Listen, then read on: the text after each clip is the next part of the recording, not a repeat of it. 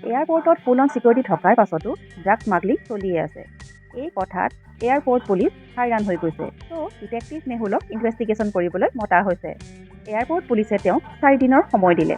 কথামতেই কাম, detective মেহুলো active হৈ পৰিল আৰু এয়াৰপৰ্ট ছিকিউৰিটিক ক'লে যে তেওঁ ভিডিঅ' ফুটেজ চাব বিচাৰিছে।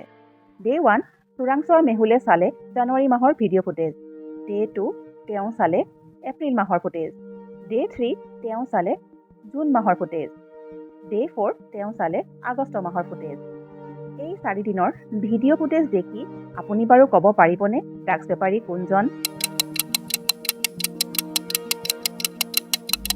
ডিটেক্টিভ মেহুলে এই 4 দিনৰ ফুটেজ ইনভেষ্টিগেশ্যন কৰি ধৰিব পাৰিলে যে 3 নম্বৰত থকা এই গৰ্ভৱতী মহিলাগৰাকীয়ে হৈছে ড্ৰাগ সৰবৰাহী।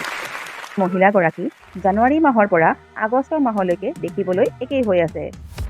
তেওঁ ড্ৰাগছবোৰ তেওঁৰ পেটত লুকুৱাই আনিছিল। ডিটেক্টিভ মেহুলে তেওঁৰ কাম কৰি দেখুৱালে।